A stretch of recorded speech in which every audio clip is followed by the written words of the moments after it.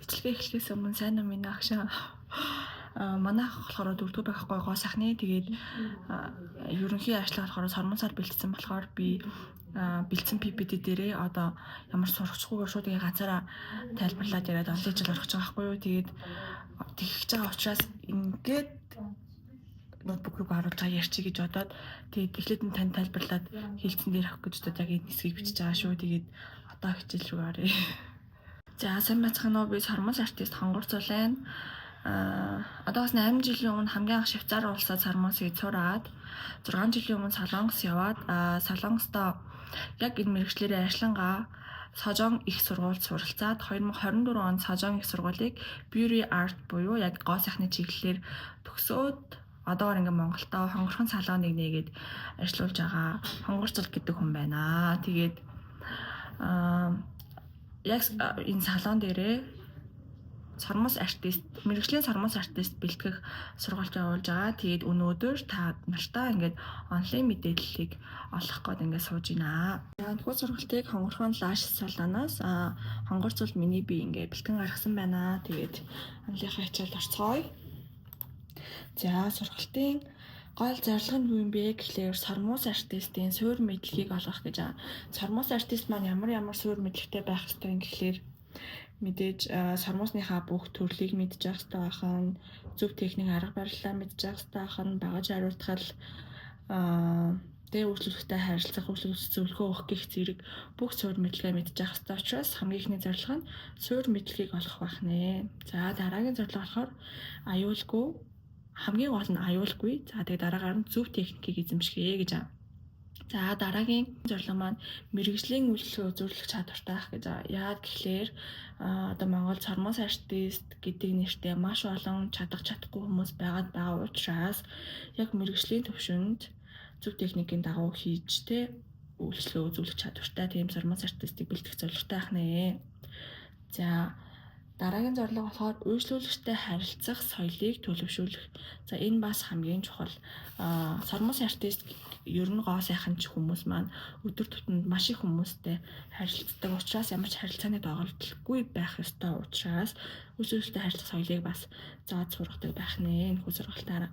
За ер нь сормонс суулгалт гэж өөрөө юу юм бэ гэхлээр за байгалийн буюу яг хүний өөрийн нэг ширхэг сормонсон дээр химэл буюу сайжруулсан синтетикээр хийсэн сормонсыг сормонс наадаг тусгай цавуугаар яг байгалийн нэг ширхэг сормонсон дээр синтетик химэл нэг ширхэг сормонсыг суулгаж уртасгах болон өтгөрүүлэх мөн хэлбэржүүлэх одоо гоо сайхны үйлчилгээг сормонс суулгалт гэдэг юм байна.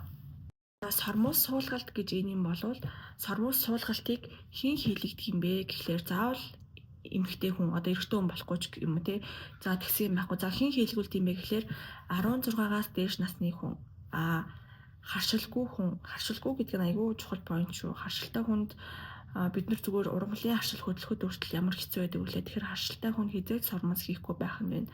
3 дугаарт хагалгаанд одоо хараагаа тэглүүлсэн, давхраа оюулсан ч гэдэм үү те. Эсвэл яг ингээд нүдэд тойрлоод арсны лазерт орсон цагаан батгаад төлөвлөх гэдэг аюул лазерлэгдэг болсон шүү дээ хүмүүстэй. Тиймэрхүү лазерт орсон хүмүүст хийж болохгүй байх нэ. Тэгэхээр 16-аас дээш насны хагалгаа болон харшилгүй ямар ч асуудалгүй хүнд бол одоо бүх хүнд хийж болдог үйлчилгээ байх нэ. За тэгвэл сормонс артист гэж хэнийг хэлээд байгаа юм гэхлээр мэдээж мэргэжлийн төвшөнд үйлчлүүлэгчид үйлчлэгээ үзүүлж чадах одоо сормонс суулгах үйлчлэгээ үзүүлж чадах хүнийг сормонс артист гэдэг юм байна. Мөн гоо зүйн болон одоо эрүүл ахуйн мэдлэгтэй заавал байх шаардлагатай ийм хүнийг сормонс артист гэдэг юм байна. Хамгийн чухал зүйл нь тууштай бөгөөд төвчээртэй хүнийг сормонс артист гэдэг юм байна. Энэ тууштай төвчээртэй гэдэг зүйл яагаад яригдж байна вэ гэхлээр сормонс суулгалт маань яг нэг ширхэг сормонс дээр нэг ширхэг сормонсыг суулгадаг. Хүнээс би мөнгө аваад сормонс суулгаж өгч байгаа бол нэгт сормонс алдахгүй суулгадаг. Тэгээд эхэндээ сурж байгаа үед хамгийн багадаа 3-аас 4 цаг суудаг. Бүр сураад мэргэжлийн артист болоод гарт орсон цагт хамгийн багадаа цаг 30 минут суудаг ийм стол тэцвэртэй төвчээртэй хүний хийх ажил учраас хамгийн их төвчээртэй, төсвөртэй, тууштай хүнийг сармус артист гэдэг байх нэ. Би та бүхэндээ одоо өөрөөсөө асуух хэрэгтэй. Би үнэхээр тэгж сууж хийж чадах уу? Би яг ийм тууштай байж чадах уу те гэдгээ бас өөрөөсөө нэг асуугаад үзээрэй. Яагаад гэхлээр нийт одоо сармус суралцагчдыг 100% гэж үзвэл 20-30% нь л яг ажлын байран дээр гарч цаашдаа одоо амьдралаа болгож ажилладаг гэсэн үг. Тэгэхээр яг сармус артист гэж хэний хэлээд байгаа гэхлээр гооцон мэдрэмжтэй, тууштай, төвчээртэй хүнийг хэлдэг юм байна. Сармус артист хүн тэгвэл ямар ёс зүйтэй байх ёстой юм бэ гэдгийг бүгдээрээ суралцгаая. За хамгийн нэгдүгээр үйлчлүүлэгч салонд ороод ирлээ. Тэ мэдлэг үнэлэх ёсноос эхлээд үйлчлүүлэгчтэй хамгийн тухтай орчин бүрдүүлж өгөх нь байна. За одоо өөрөө хүүтэн байвал та халуун юм уух уу? За та юм уу гэвэл та цай уух уу, кофе уухаас эхлээд миний сармусны орон дээр хөвтөөд босоод одоо манай ажлын байрнаас гарan гартал тэр хүнд тухтай орчин бүрдүүлэх ёстой байх нь хамгийн ихний одоо сармус артистын ёс зүй. Яа дараагийнх нь мэдээж хүний орж ирээ хөвтүүлээд ингэсэн болвол мэдээж эрүүл ах айгуу чухал шүү дээ. Тэгээ маш цэвэрхэн газар, цэвэрхэн юм дэвсээ, цэвэрхэн юм нөмрүүлээд өөрөө цэвэрхэн гартай тий гараа ариутгаад ингээ бүх юмыг одоо эрүүл ахуйн талаасаа маш сайн хэмж ажиллах хэрэгтэй байх нь. Тэгээд үйлчлүүлэгчээ хүндлээд ямар сармусыг ямар хэлбэрээр ямар уртаар яаж их вэ гэдгээ сайхан ярилцаад үйлчлүүлэгчийг хөтлөх хэрэгтэй байх нь. Дараагийнх нь болохоор манай гоо сайхны салбарт ирж байгаа эмэгтэйчүүд юу нэг хөвчлээ айгүй их стрессээ тайлах гэж тий алжаалаа тайлах гэж бас ингээ хүнтэй ярилцах хэрэгцээгээ хангах гэж айгүй их ирдэг учраас маш их юм ер нь ярилцдаг. Манай гэр бүлийн асуудал болоод маанаас нэр ингэсэн тэгсэн штэ тий. Тиймэрхүү асуудал ярьдаг. Энэ бүхэн дээр нууцлал маш чухал байх нэ. Одоо жишээлбэл үнэхээр ингээд ямар ч сармусгүй маш бага сармустай унтсан. Гэтэ тэрэнд ямар нэгэн шалтгаан байгаа штэ. Тэр шалтгаан нь өөр ямар нэгэн үнэтэй зодтолдоод ингээд бүхэлд нь ингээ унгаацсан гэдэг хүн хүртэл орж ирж байгаа байхгүй. Ингээ ямар ч сармус байхгүй. Би энэ дээр сармус суулгамаар байна гэж орж ирж байгаа. Маргааш нь тэр хүний найз орж ирэхэд хүнийхээ шалтгааныг би тэр хүнтэй зодтолдоод ингээ унгаацсан гэж хэзээ ч ярьж болохгүй гэсэн үг. Энэ бол маш том ёс зүй. Тэгэхээр клиентийнхан буюу үйлчлүүлэгчийнхаа нууцлалыг маш сайн ингэж хандлан хадгалах ёстой байх нэ. Бид нарын одоо ганцхан сармус артист гэлтгүү гоо сайханчдын ёс зүйнд нууцлал хадгалах гэдэг юм бүр номер 1-т байх ёстой шүү. Тэгээд дараагийн бас нэг чухал юм болохоор цаг баримтлах. Энэ нь монголчуудын ер нь жоохон нийтлэг алдаа гэх юм уу. Гэхдээ гоо сайханч хүн, сармус артист хүн хизээж клиентийнхоо дараа ч юм уу тий ингээд клиентаа хүлээлгээд ирэх ёсгүй. Хамгийн ихний хүн 9 цагаас авсан бол 8:50 гэхэд ажил дээр хүлээгээд байж идэг байх жишээний байх ёстой. Учраас цаг баримтлах хамгийн чухал. Сармус артистын бас нэг айгүй байнга бухимддаг юм юу гэхлээр би 9 цагт хүнд цаг өгчлөө нөгөө маань 9:30 гэрсэн. Тэгээ би ингээд дараагийн хүн маань 10:30-аас байгаа гэж хахад үгүй би орно гэдээ яриад байдаг. За тэгээд 9 цагийн хүнээ 9:30 гээд авчдаг. Дараагийн хүн маань 10:30-ийн хүн цагтаа ирээд 30 минут хүлээнэ. Энэ бол айгүй юм ёс зүйн асуудал байгаад байгаа байхгүй юу? Тэгэхээр клиентч тэр гоо сайханч тэр айл талдаа цаг баримтлах гэдэг юм маш сайн баримтлах хэрэгтэй. За тэрний дараагаар ёс зүйн дээр яригдах айгүй том асуудал болвол бусад сармус артистыг, бусад гоо сайханчдыг муулахгүй байх гэдэг нь маш чухал.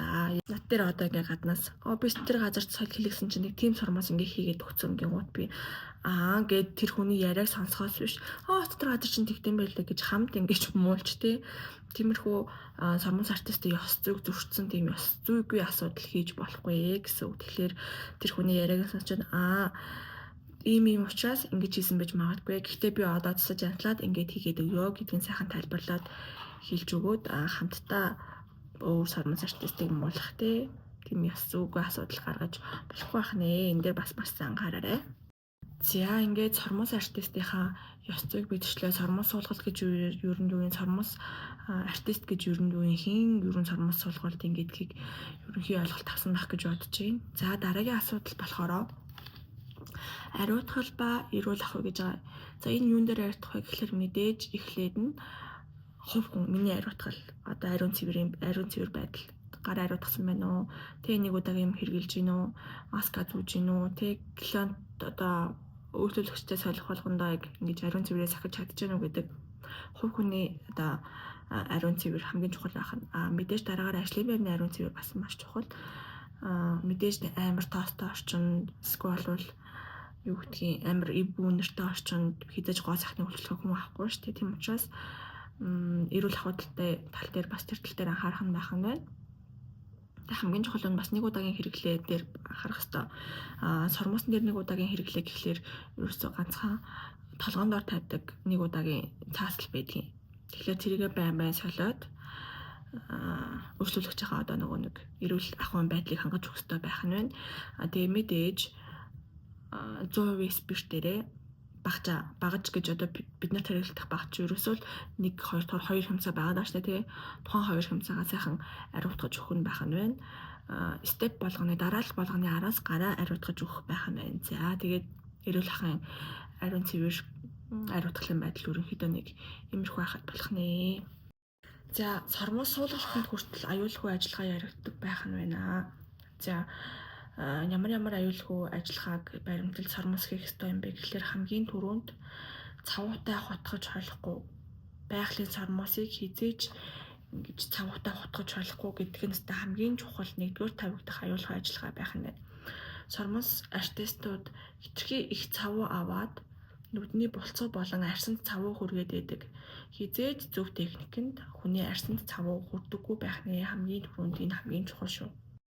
Тэгээд их цавуугаар наагаад за би одоо ингэ арсанд хүрэхгүй байж болно те би ингээд нэг сормоосон дээр маш их цавуугаар наачлаа. Яг хажуугийнх нь хөрш сормоосон дээр ахаад нөгөө их сормоосоор наачхаар нөгөө хоёр хиймэл сормоос нь хоорондоо наалтчихна. Энэ хоёр сормоос нийлээд жингийн хувьд нэг нь 0.5 гослоо сормоос байвал хоёулаа нийлээд 0.10 гослоо сормоос болчхоор жингийн хувьд хүнд болоод нийт 2 сормоосыг ер нь ингээд эрүүл мэндээр хохироож ийн гэж ойлгох хэрэгтэй. Би ингээ хар аргаар тайлбарлаж байгаа шүү заяа. Тэгэхээр хамгийн түрүүнд арсанд наалдуулахгүй гэсэн болоод хоёрдугаарт цавууг нь их авч 2 хиймэл сормоосыг хооронд нь наалдуулахгүй байх нь хамгийн чухал байх нэ бас араас нь. За тэгээд сормоос хийхээс өмнө үйлчлүүлэгчтэйгээ харшилтай үгүйг нь маш сайн ярилцаж асуух хэрэгтэй. Урд нь ямар нэгэн газар сормоос илгээд харшилж ирсэн үү? Тэ эсвэл бол одоо би зуны цагт хийж байгаа бол юм урамлын харшилтай юу? Би магадгүй муур нохооны харшилтай юу гэд бүх эрсдлийг нь асууж судлах нь бас аюулгүй ажиллагааны нэг чухал одоо хэсэг байх нэ. За тэгээ мэдээж сормоос хийлгэж байгаа хүнийхээ тухтай байдал одоо тухтай орчин бүрдүүлэх нь бас маш чухал. Жишээлбэл жирэмсэн хүн орж ирээд яг хав хавтгай орон дээр хэвтээ сормоос хийлгээд 1 цаг 30 минут хийн гэдэг нь яг тэр хүнд бол зүгээр л там. Тэгэхээр одоо жирэмсэн хүн орж ирэх, нуруу нуужаа хүн орж ирэх ч юм уу тэр тохиолдолд нуруунд орно юм ивэдэх үү, хөлөнд орно юм ивэдэх үү, яавал тухтай байна. Хажуу тишгээ хараа хвтэрээ. За одоо нөгөө тишгээ хараарай гэх мэтчлэнгээр тэр хүнийхээ тухтай байдлыг харах нь аюулгүй ажиллагааны бас нэгэн алхам байх нь байна. Мэдээж сормоосны цавуу болон сормоос салгагч мөн хуурай шуулагч бондор гих зэргийг нүд рүү орохоос маш сайн сэргийлж ажиллах хэрэгтэй. Хизээж нүдний уг хэсэг рүү бүр ингэж тулгаж салгагч малгагч цавуу мавуу юу ч хүрэхгүй зөвхөн би сормоосон дээр сормоос нааж өгөх үйлчлэгийг үзүүлж байгаа болохоос биш арсан дээр ерөөсөө юу ч хүрэхгүй одоо бондорч байдаг юм уу салгагч байдаг юм уу цавууч байдаг юм уу аль нэг нь арсанд нь хүрэхгүй байх нь аюулгүй ажиллагааны бас нэг чухал хэсэг нь байх нь байна. За тэгээ мэдээж би хүнээс мөнгө аваад сормоос суулгаж өгч байгаа бол яг зөв техникийн дагуу хооронд нь наалдуулахгүй арсанд нь хүрэхгүй их цавуу ашиглахгүйгээр сормоос суулгахдаа сормоос алдахгүй суулгах хэрэгтэй. Энэ хүртэл аюулгүй ажиллагаанд орно. Би энэ нэг ширхэг сормоос алдаад эдний ширхэг сормоос алдсан байвал нөгөө хүнээсээ бүтэн мөнгө авч чадахгүй нэг юм дутуу ажлыг хийгээд өгсөн юм шиг санагдаад тэгэхээр сормоос алдахгүй суулгах нь хүртэл аюулгүй ажиллагаанд орох нь байх нэ. Тэгээд аюулгүй ажиллагаан дээр дэлгэрүүлж энэхүү слайдыг бэлдсэн. Яагаад гэвэл хамгийн чухал учраас би нэг байн яриад байгаа байхгүй юу? За, түгээмэл алдаанууд гэж юм. Хит ойр наах гэдэг нь түрүүний ярьсан шиг арсанд хүргэж болохгүй гэдэг байгаа чинь хит ойр наахыг хэлээд байна. За, хит хүн сормоос наахгүй байх гэдэг нь болохоор одоо энэ өстө сормоос артистийн гоо зүй мэдрэмж бүх юм гарч ирнэ. Маш нарийнхан ширхэгтэй бүр ингээ baby hair шиг жижигэн ус байхад 0-120 голчтой, 0-15 голчтой маш хүн сормоосыг тавьбал тэр сормоос хэзээ ч дийлэхгүй ингээ удаан амьд явахгүй юм чинь гэсэн үг байхгүй юу?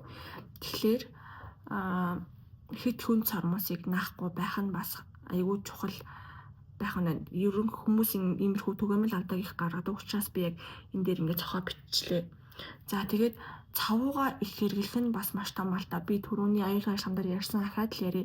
Цавуу их байх тусмаа сайн наалтна гэж бодож ивэл үгүй ээ. Гэтээ хит баг бас байж болохгүй. Гэхдээ яг сургалтын явцад практик дээр сормоосны тэдэн хувьд цавууга тэгж нааш үү гэдгийг зааж өгдөг учраас цавууг өстой ихтүүлж болохгүй байх нь арьсан дүргэж болохгүй байх нь шүү.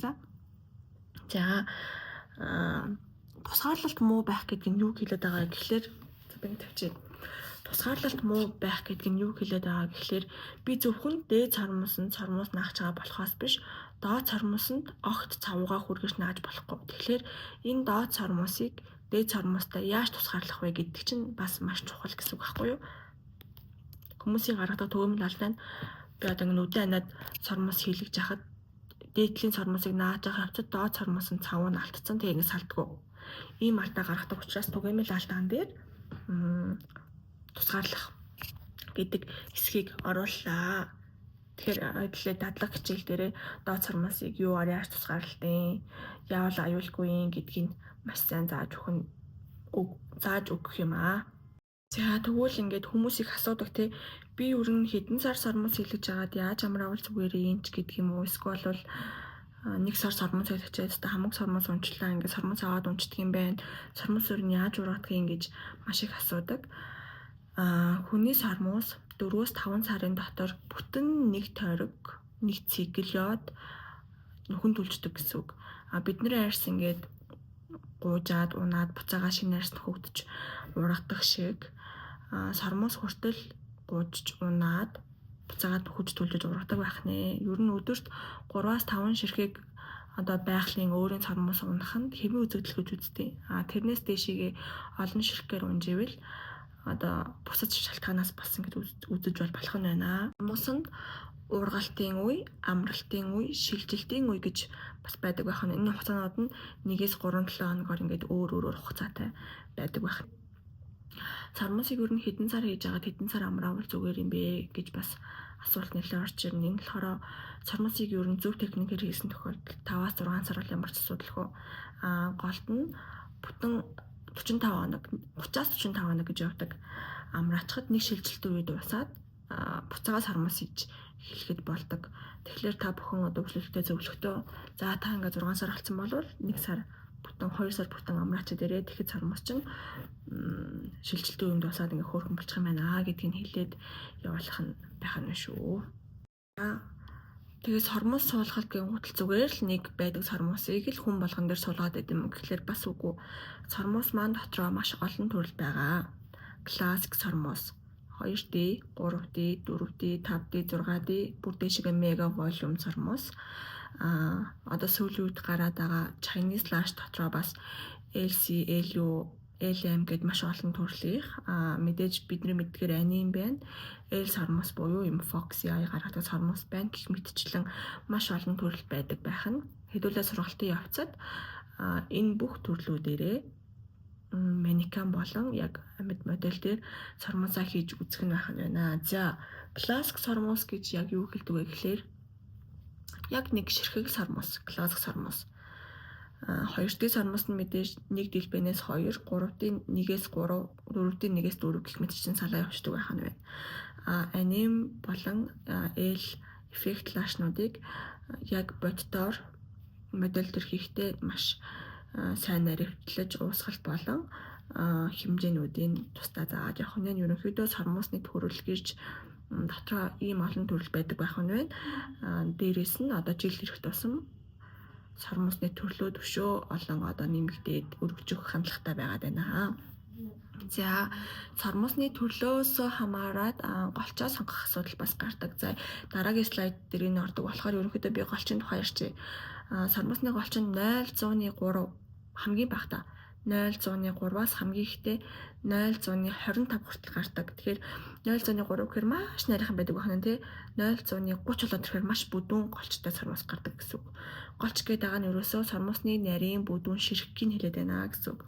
Тэгэхээр классик сормосон дээр бол яг тийм голчтой 2D дээр тийм 3D дээр тийм 4D дээр тийм голчтой гэдэг хичээлүүд арын слайдад байгаа учраас голчийн мэдээллийг ингээд дуусгачих. За тэгэнгუთ сормосны дэрвэлт гэж бас байна. Хүн болгонд яг нэг дэрвэлттэй сормосыг хийлгээд явуул бол утгагүй шүү дээ. Тэгэхээр сормосны дэрвэлт нь J буюу 16.8 градустай. Маш бага дэрвэр. За араас нь B буюу 26.8, C буюу 36.8 гэдэг ингээд градус нь өсөж явсаар хагаад хамгийн дэрвэртэй D болоод ирдэг байна. За монголчуудын маань ихэвчлэн яг хийлэгдэх сормос нь C дэрвэлтийг хийлгэдэг. Сүүлийн үед хандлага ерөнхийдөө ингээд дэрвэр байлгахаа болоод ерөн жоохон шулуун натурал хийлэгдэг болсон учраас J болон B сормоснууд нэлээх гарч байгаа. За тэгээ хүнийхээ нүдний хэлбэрээс хамаарат мөн тэр хүний ямар сормос хүсэж байгаагаас хамаарат сормосныхаа дэрвэлтийг сонгох нь байна. За хамгийн дэрвэлт багтаа сормоснаас эхлэн гэвэл J-ийг сонгох нь байна. За J-ийг бодвол арай жоохон дэрвэр гэвэл B-ийг сонгох нь байна. Ерөнхийдөө дундажлаад гэвэл C-ийг сонгох нь байна. Нилээн дэрвэр гэвэл D-ийг сонгох нь байна гэдэг юм уу те. Гэх мэтчлэнгээр сормосны хэлбэр сонгох нь байна. Сормосны энэ хэлбэр донд L хэлбэр нь орж байгаа шүү. За L хэлбэр нь болохоор юм хоошоогоо лайн тавьсан юм шиг юм фокусын аяа үсгдэг L сормос. L сормосыг болохоор яг ганцхан юм усгалтаар хийдэг байхгүй юу. Тэгэхээр эдгээр модель дээр хийхдээ L сормосынхаа усгалтыг яг үзэх нь ахна байна. За тэгэнгუთ сормос ч бас хэмжээ гэж байгаа. Хамгийн багадаа ерөнхийдөө 5 мм гэж гардаг. 5 мм чинь 0.5 см гэсэн үг шүү дээ тий. Тийм жижигхэн сормос хаана ашиглагддаг вэ гэхээр доод сормосыг наахад ашиглагддаг. 5, 6, 7, 8 хүртэл ийм 4 сая доод сормосон дээр ашиглагддаг бол 8-аас 20 мм хүртэл бүр 20 мм ч 2 см-тэй бүр тийм урт сормос хийлгдэг хүмүүс хүртэл байгаа. Гэхдээ Монголд ер нь хамгийн максдаа нэг 15 мм хүртэл хийлгээд байдаг. Би Швейцарт байдаг байхдаа ер нь 18 мм хүртэл хийдэг байсан. Тэгэхээр үл дээрээс гардаг нь хамгийн багадаа 5 мм байдаг болвол хамгийн ихдээ 20-23 мм хүртэл байдаг байх нэ. Одоо Монголда түгээмэл хэрэглэгдэх бидний хувьд болохоор дээд сормосон дээр 8-аас 13, 14 хүртэл хэрэглэдэг бол доод сормосон дээр 5-аас 8 хүртэл хэрэглэдэг байх нэ. Ерөнхийдөө сормосон дээр дэрвэлт гэж нэг байх нь байна, голч гэж нэг байх нь байна, хэмжээ гэж нэг байх нь байна, бүрэл гэж нэг байх нь байна. Тэгэхээр за одоо жишээлбэл ингээд бодоод үзье. За классик сормосон дээр 0.15-ийн голчтой 8 мм-ийн B дэрвэлттэй сормосч гэдэг юм уу те. Гих мэтчлэнгээр сормос болгон дээр маш олон төрлөөр одоо сонгож болно гэсэн үг. Бидний одоо энэ материал сонголт гэдэг юм маань бүр айгүй чухал ахгүй юу? За тэгвэл дахиад эндээс харъя. Харагчаалуу. За классик сормосон дээр C дэрвэлттэй 9 мм-тэй 0.15-ийн голчтой гэх мэтчлэн сонгоно гэсэн үг. Сормос уусгалт болохоор хамгийн багадаа 3 саяас уусгаж хийхгүй бол ийм зүр бүрэнхийн болцоход байдаг байхгүй юу. Тэгэхээр одоо сормосоо захиалахдаа нэг сормоснаас 5-аас 6 мм захиалах нь байна. Хаана нь 8, 9, 10, 11, 12, 13 ч гэдэг юм. Одоо ингээд би энэ 6-аас захиалсан бол дэрвэлтээ сонгоно шүү дээ. Класс C дэрвэлттэй 8-аас 13 хүртэл саясыг 0.15 голчтойг захиаллаач гэдэг юм. Энэ болгоныг одоо нэг интэхгүй зааж өгнө.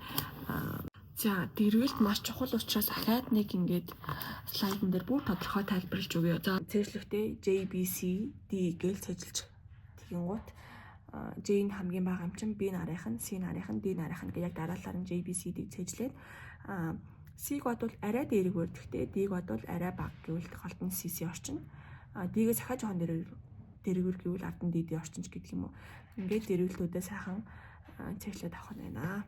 Түрүүн хэлсэн штэ одоо ямар сормосон дээр ямар голч нь гоё, хэдээс хэдэн миллиметрийн өрн байдгийг, өнгө нь ер нь ямар сонголттой байдгийг гэвэл бөөнд одоо эндээс харцгаая. За тэгэнгუთ одоо эндээс харуул классик сормосон дээр 0 хамгийн багтаа шүү заяа. Хамгийн багтаа 0.10 голчоос хамгийн ихтэй 0.15 голчтой ахтал гоё. 0.15-аас илүү бүдүүн голчтой болохоор байгалийн сормоос маань жоохон гэмтэх гэдэг учраас яг одоо энэ олон жилийн туршлага дээрээс үнслээ харахад 0.10-аас 0.15 голчтой сормоос классик дээр гоё байт юм байна. 2D болон 3D сормосон дээр яадаг вэ гэхээр 0.105-аас 0.107 голчтой сормоос яг гоё гарч ирээд байдаг. Тэгээд 4D 5D дээр 0.3 буюу бүр маш хамгийн нарийнхан 0.3-аас 0.5 голчтой сормоснууд яг хүний сормоснд хийхэд гэмтээхгүй гой болдог байх нэ. За тэгвэл одоо дэрвэлт нь ер нь Монголд ямар сормосон дээр ямар дэрвэлт нэх гараад байгаа гэдгийг харцгаа хэдүүлээ. Классик сормосон дээр төрөний хэлсэнчлэн J, B, C дэрвэлт их гарч байгаа. Яа тэгэхээр одоогийн хүмүүсийн хандлага нь ерөнхийдөө юм хэд дэрвэр биш, юм химэл биш, яг юм өөрийн юм шиг сормосыг хүсдэг болчиход байгаа байхгүй. Тэгэхээр классик дэрвэлт багтаа сормос яг өөр юм шиг харагддаг. Классик чинь нэг дээр нэг тавьдаг шүү дээ. Тэгэхээр өөр юм шиг харагддаг учраас дэрвэлтийн хувьд J, B, C дэрвэлт ерөнхийдөө классик дээр их гардаг байх нь. 2D болон 3D сормосон дээр болохоор амар шолон гэд байдгүй. Яа тэгвэл хүмүүс чинь өтгөн хүсэх тусам жоохон дэрвэлэх гэдэг байхгүй. Тийм учраас яг энэ 3D сормосон дээр болохоор B дэрвэлт, C дэрвэлт, L дэрвэлт, D дэрвэлт нөгөө нэлээд дэрвэлт чинь бас 2D, 3D дэрвэлт гарах гэдэг. Тэгэхээр 2D, 3D сормосны хувьд сонголт дэрвэлтийн сонголт нь ер нь ийм байвал зүгээр байдаг байх нэ. За 4D, 5D сормосны дэрвэлтний сонголтын хувьд болохоор хизээч J, B гардаггүй шүү. За яг C болон D дэрвэлтийг түлхүү монголчууд ашиглаад байгаа. Яа гэвэл би амар натурал юм хүсэжсэн хүн дэрвэлт багтаа юм хүсэжсэн байна. Одоо би 3D, 4D, 5D өтгөө юм хүсэж байгаа хүн мэдээж юм too much юм хүсэж байгаа учраас хизээч J болон B дэрвэлт гарахгүй гэсэн үг. За араас нь хөдлөө хэмжээг нь харъя. Классик сормосон дээр ер нь 18-аас 13 хүртэл авцсан байхад гимгүү. Гэхдээ ер нь 12, 13 маш бага гардаг. Яг дундчлаад нэг 8-аас 10, 8-аас 11 мм бол яг ингээд мөнхийн хэрэглэгддэг дахин авдаг миллиметрүүд байдаг шүү. За 2, 3 дээр болохоор жоохон уртцаж эхлэн гэсэн үг. Жоохон хүмүүс нөгөө нэг илүү дэрвээр илүү юм хүсэдэн гэсэн үг. Тэгэхээр миллиметрийн 1 мм нэмэгдээд нэг хамгийн багтаа 8-аас хамгийн ихтэй 14 мм байхад ерөнхийдөө 2D болон 3D сормосон дээр болчихно гэсэн үг. 4D болон 5D сормосон дээр нэг богино сайз гардаггүй. Тэгэхээр хамгийн багтаа 9 мм-ээс хамгийн ихтэй нэг 14-5 мм байхад бол ерөнхийдөө болчихно гэсэн үг шүү. За L сормосон дээр болохоор бас хамгийн уртаа нэг 14-5 байхад болчдөг. За өнгөний хувьд болохоор амар өтгөн хийлгэж байгаа хязгаарч бор сормос хийлгдэг учраас 4D, 5D дээр бор өнгө сонгохгүй. Классик 2D, 3D дээр ерөнхийдөө бор өнгө сонгож болно гэсэн үг. За сормосны одоо сормос сонголтын хувьд ерөнхийдөө нэг иймэрхүү байгаа юм байна шүү. За ингээд ариун цэврээс ахаад эрүүл ахуй ингээд байдлаа хангачлаа. Сормосныхаа дэрвэлт бүх юмыг мэдчихлээ. За одоо сормосоо хийж байгаа бол үйлчлүүлэгчтэйгээ зөвлөлдөөд ямар дэрвэлттэй ямар урттай ямар сормос хийх вэ гэдгийг нь одоо ярилцаж шийдэх байх нэ. Нөгөө хүн маань юу хүсэж байгаа гэдгийг хамгийн түрүүнд асуун те мэдээж үйлчлүүлэгчтэй зөвлөжтөө та ямар сормос ер нь хүсэж байгаа юм бэ нүдэ? Өөр нь ямар харагдууд мараагаа гэдгийг хамгийн түрүүнд асуух нь байх нь байна. Мэдээж нөгөө хүний хүссэн хүсэлтэй миний бас харж байгаа өнцөгтэй миний гоо зүүн мэдрэмж яаж таарж ийн гэдгийг нүднийх нь хэлбэрийг харж агаад би энэ нүдэнд ер нь ийм сормос зохих юм байна да. Гэхдээ энэ хүн ийм юм хүсэж байгаа юм чинь ерөнхийд нь ингэж хийн гэдгээ би дотроо бодонгоо нөгөө хүнтэйгээ ярилцлага хийх нь шүү дээ. За тэгээд тэр хүний харшилтаа хэсгийг мэдээж маш сайн асуух нь хамгийн чухал. Харшилтаа мэдээ сормос хийхгүй мөн одоо амьдралын хэм маяг нь асуух хэрэгтэй. Мэдээж амар багш хүн байж нэг амар 15 6 мм амар сормос хийлгүүлэхгүй шүү дээ. Тийм учраас яг ямар нөхцөл байдалд ажилладаг, ямар амьдралын маягтай хүн бэ гэдгээс шалтгаалж бас хормон сонголтыг хийх нь мэдээж 17-8-тай охтууд амар аним цармаас хилгэж явж болж байна. Тэгэнгუთ эмнэлэг дээр ажиллах хүүхдийн шүдний эмч байдаг юм уу юу гэдгийг багш хүн аним цармаас хилгээ явах болох айгүй зохимжгүй шүү дээ. Тийм учраас нөгөөнийхөө амьдралын маяг нь бас сууж агаад сармус яаж сонгохоо нөгөө үнтэйгээ ярьж байгаа зөвлөлтөө шийдэх нь байна. Хүний нүдний хэлбэр ерөнхийдөө дугуй, буйлсан, унтсан, нарийнхан одоо бидний энгийн хэллэгээр ярьдгаар онгорч гэдэг юм уу те гих мэтчлийн хэлбэрүүд байдаг. Бүгдээрээ модель дээр ажиллах учраас модель дээр за энэ нүд чинь ерөнхийдөө ингэж уусгалт хийгээд ингэж харагдвал гоё байдгийг шүү гэдгийг тайлбарлаж зааж өгнө. Гэхдээ би энэ нүдэнд ийм уусгалтыг гоё гээд нөгөө хүн маань тэр уусгалтыг хүсэхгүй бол айгүй бас өрөөсгөл болох учраас нөгөө хүнтэйгээ ярилцах нь хамгийн чухал. Би нөгөө хүнтэйгээ ярилцаад сармуусаа сонгоод сармуусаа хийгээд дуусчлаа. Одоо after care буюу дараагийн одоо нөгөө нэг арчилгаа сармуус суулгасны дараагийн арчилгааг тайлбарлаж өгөх нь хамгийн чухал шүү за. Мэдээж 24 цаг ус өрөхгүй.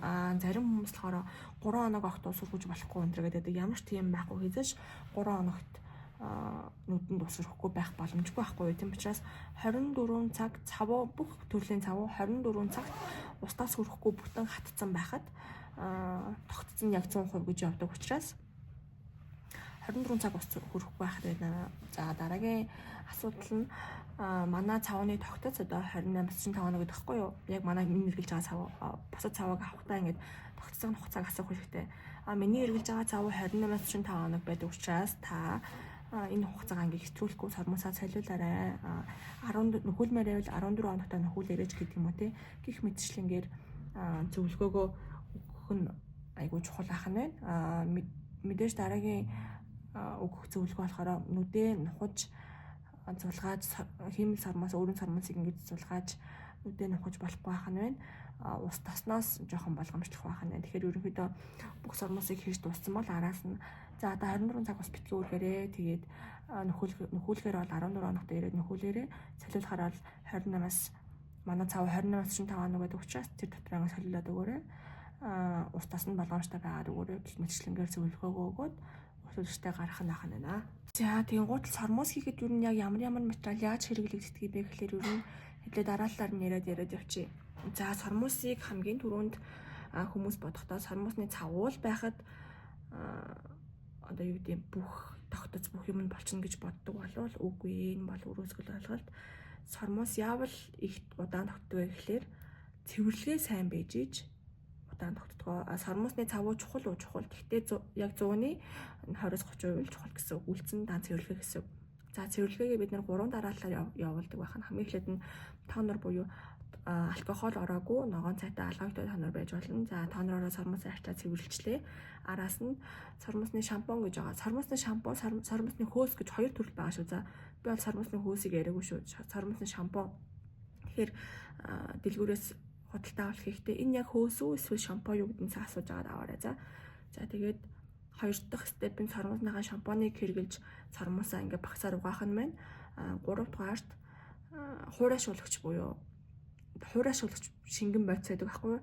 Тэрүүгээрээ сармуусаа арчаад ингээд үндсэн бүх цэвэрлэгээ болчдөг юм байна. За энэнийхээ араас бид нэр нүдэн дот хэрэгэлдэг одоо нөгөө тусгаарлалт гэж яриадсан шүү дээ тий. Дээд доод хоёр сармуусыг салгадаг iPad хэрэгэлдэг байх нь дотлолт наадаг. За энийгээ наачаад араас нь давхар яг энэ наасан хэсэгтээ тейп нааж өгдөг. Тейп нааж байгаа зорилго нь бид нэр үзүүртэй хямцаа барьдаг учраас хямцаагаараа хүн нүд рүү хатахгүй тулд энийг нааж өгдөг. Нэгдүгээр хоёрдугаарт илүү дутуу сармуус яг энэ паданд ороогүй үлдсэн сармуус байна уу гэдгийг шалгаад үлдсэн сармуус байвал энэ тейпээрээ дарж өгдөг гэсэн үг. Тэгжиж доотлоос нэг сармуус гарч ирэхгүй байж иж сармуус игээд тусгад нүд ингээ бүтэн нэгдэн гэсэн үг байхгүй. Тэгэхээр энэ тейпийг яг тийм зорилттой хэрэглэдэг байх нэ. За бид нар ингээд цэвэрлэгээ хийшлээ сармуус хийх гээд доотлынхаа сармуусыг салгаад наачлаа. Наасан дээрээ тейпээ наачлаа. Одоо яг сармуус хийх нүдэн анцсан байхад өөрийн сармуус юм доош ургалтай байдаг учраас ахаад тейпээ ашиглаад нүдний завхийг дээш нь татж өгнө. Гэхдээ хит онгоолгоо татчвал нүдний ингээд доторх одоо юу гэдэг цөцгийг харагдаж байгаа тохиолдолд сармуус огт хийж болохгүй. тэр тохиолдолд сормосны цавууны ааг нүд рүү ороод улаалт үүсгэх, өрөвсөл үүсгэх магадaltaй учраас нүднийхэн зорхийг татчих ингээ бүр ингэч болохгүй гэсэн байхгүй. Тэгэхээр маш бага зэрэг татаад сормос нахад бэлэн болох гэд бас тейп ашигладаг байх нэ. За тэгээд тухан дээр наадаг юм наалт гэдэг байхгүй юу? Бид нар одоо нөгөө нэг энэ дээрээ хиймэл сормосоо тавих нь байна. Энийгээ тавихаас өмнө доотлолт нь нэг удаагийн салбидаг тавих нь байна. За би ингээд сормосныхаа бүх юмыг бэлтцсэн. Энэ дээрээ сормосоо наагаа бэлтцсэн. Болвол одоо надад сормосны цавуу хийх бүгд хэрэгтэй. Нэ сормосны цавуу хийх бүгд хэрэгтэй байна. Бүгдэн дотроо цавуугаа хийх нь цавуугаа хэрэглэхээс өмнө маш сайн зэгсэрж байгаад хэрэглэх нь байна. Мөн цавуун дээр нэг хэлэх нэмэлт юм гэвэл шинэ цавуу задлсан бол эхний нэг drop, эхний нэг туслыг заавал хаях ёстой шүү.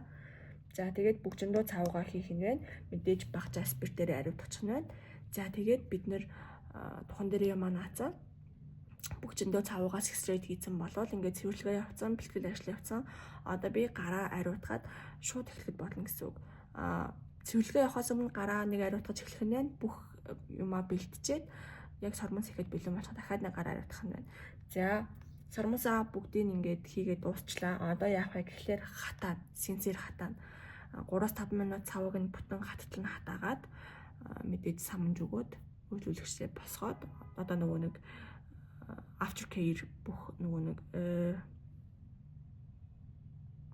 дараах зөвлөгөөг нь өгөөд үйлчлүүлэгчдээ гаргахад болох юм байна. Синстэд 3-5 минут синстэй хатаацсан бол одоо үйлчлүүлэгчдээ босгоод яг гарахаас өмнө бүх зөвлөгөөг өгөөд ингээ гаргахад болох юм байна. За тэгээд яг практик сургалтын явцад бүгдээрээ энэ материалуудаа яг гартаа бариа хэрэгжилж үзэх нь байна. Тэгээд багш нь бүх худалдан авалтыг хаанаас хийх үү, яг ямар сормос, ямар брэнд, ямар сормос сонгох уу гэдгийг хүртэл хэдлээ яг практик сургалтын дээрээ бүх сормоснуудаа үзээд явчих учраас тэгээд практик сургалтаараа уулзцгаая. Тэгээд өнөөдрийн миний хичээл анхааралтай шимтэн сонсоо оролцсон сурагчдаа маш их баярлалаа. Тэгээд асуух юм байвал та нар маань комент хэсэгт бичээд үлдээгээрэй. Тэгээд баярлалаа баяртай.